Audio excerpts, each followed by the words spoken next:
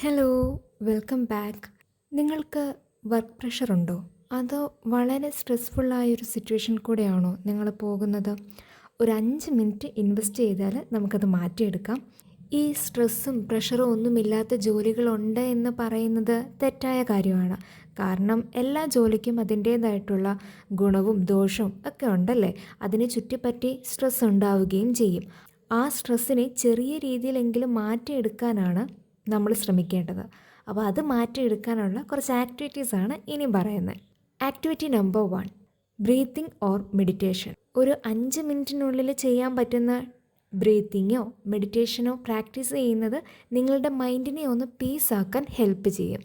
Activity number 2, nature വാക്ക്. ഒരു 5 to 10 മിനിറ്റിൽ പ്രകൃതി ഭംഗി ആസ്വദിച്ചുകൊണ്ടുള്ളൊരു വാക്കിംഗ്, അതാണ് നേച്ചർ വാക്ക്. നമ്മുടെ മൊബൈൽ ചാർജ് ചെയ്യുന്ന പോലെ നമ്മളെയും ചാർജ് ചെയ്യാൻ ഈ നേച്ചർ വാക്കിൽ സാധിക്കും. പുറത്തേക്കൊക്കെ ഇറങ്ങി ഈ ആക്ടിവിറ്റി ചെയ്യാൻ പറ്റാത്തവർക്ക് ഇതൊരു ടെറസ് വാക്കും ആക്കാം. ഇതിൻ്റെ കൂടെ ബോഡി മൂവ്മെൻറ്റ്സും ഇൻക്ലൂഡ് ചെയ്യാം. എന്നുവെച്ചാൽ സ്ട്രെച്ചിങ്, ജോക്കിംഗ്, സൈക്ലിംഗ്, ചെറിയ രീതിയിലുള്ള എക്സർസൈസ്, ഇതെല്ലാം നിങ്ങൾക്ക് ഇതിൽ ഇൻക്ലൂഡ് ചെയ്യാൻ പറ്റും. Activity number 3, do your favourite things. നിങ്ങൾക്ക് ഏറ്റവും പ്രിയപ്പെട്ട കാര്യങ്ങൾ തിരഞ്ഞെടുത്ത് അത് ചെയ്യാൻ ശ്രമിക്കുക.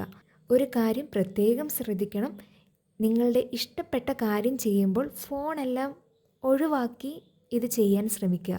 ഇതിൽ നിങ്ങൾക്ക് നിങ്ങളുടെ പ്രിയപ്പെട്ടവരുമായി സമയം ചെലവഴിക്കുന്നത് മുതൽ നിങ്ങളുടെ ഹോബീസ് വരെ ഇതിന് വേണ്ടിയിട്ട് തിരഞ്ഞെടുക്കാൻ പറ്റും. Activity number 4, journaling. ഈ ജേർണലിങ്ങിൻ്റെ കാര്യം പറയുമ്പോൾ തന്നെ എല്ലാവരുടെ മനസ്സിൽ ഇതിനൊരു പ്രത്യേക പാറ്റേൺ ഇല്ലേ, ഒരുപാട് ടൈം ഇൻവെസ്റ്റ് ചെയ്യണ്ടേ എന്നൊക്കെ ആയിരിക്കും അല്ലേ. പക്ഷേ ഇതിനായിട്ട് ഒരുപാട് ടൈം ഇൻവെസ്റ്റ് ചെയ്യണമെന്ന് പറയുന്നില്ല. ജസ്റ്റ് 5 മിനിറ്റ്സിൻ്റെ ജേർണലിംഗ് ആണെങ്കിലും നമുക്ക് ചെയ്യാം. അതും പേപ്പറിലോ ഈവൻ വോയിസ് റെക്കോർഡ് വരെ ഇതിനായിട്ട് ഉപയോഗിക്കാം. ഞാൻ പേഴ്സണലി ചൂസ് ചെയ്യുന്നത് പേപ്പറാണ്. എന്താണോ നിങ്ങളുടെ മനസ്സിൽ ആ ഒരു ടൈമിൽ നിങ്ങൾക്ക് തോന്നുന്നത് അത് നിങ്ങൾക്ക് ഒരു പേപ്പറിൽ കുറിച്ച് വെക്കാം.